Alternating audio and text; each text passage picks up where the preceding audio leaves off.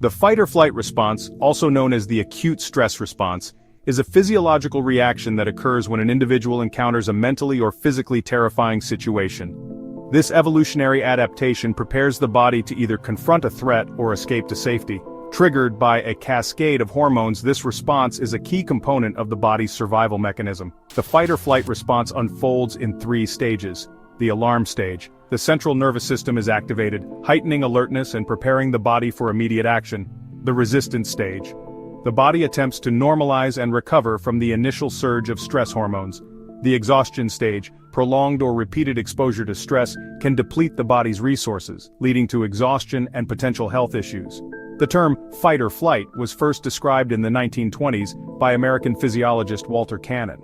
He observed that rapid physiological changes help mobilize the body's resources in response to threats. Later, this response was recognized as part of Hans Selye's general adaptation syndrome, a broader framework for understanding stress reactions.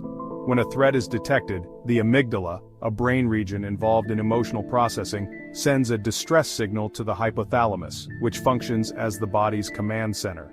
The hypothalamus then activates the sympathetic nervous system, signaling the adrenal glands to release epinephrine or adrenaline. This results in a surge of physiological changes, including increased heart rate, rapid breathing, and heightened sensory perception, priming the body for action. Physical signs of a fight-or-flight response include dilated pupils, enhanced vision to detect potential threats, pale or flushed skin. Blood flow is redirected to essential muscles and the brain. Increased heart rate and breathing ensures rapid oxygen delivery to muscles. Trembling or shaking, muscles tense, preparing for sudden movement. The body's reaction to acute stress is driven by a complex hormonal interplay. In addition to epinephrine, the hypothalamus signals the release of adrenocorticotropic hormone, or ACTH, and corticotropin-releasing hormone, or CRH. These hormones stimulate the adrenal glands to produce cortisol, which helps sustain energy levels and regulate inflammation.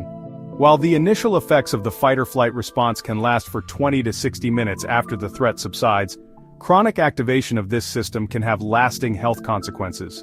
The parasympathetic nervous system counteracts the stress response, promoting relaxation and recovery. The fight-or-flight response has both benefits and drawbacks. Benefits: enhances performance under pressure, heightens awareness and reaction times in dangerous situations. In some cases, it may redirect aggressive urges into protective instincts. Drawbacks: while beneficial in short bursts, chronic activation of the fight-or-flight response can contribute to cardiovascular issues, high blood pressure and increased risk of heart attack or stroke, mental health disorders, heightened risk of anxiety and depression, weakened immune function, increased susceptibility to illness, metabolic problems, contributing to obesity and diabetes, reproductive issues, disruptions in hormone regulation affecting fertility. The body can overreact to non-life-threatening stressors such as work pressure or family conflicts. Over time, repeated activation of the stress response can take a toll on physical and mental health. Research suggests chronic stress promotes the buildup of artery-clogging deposits, triggers unhealthy eating habits, and leads to sleep disturbances. Understanding how to regulate stress responses can improve long-term well-being.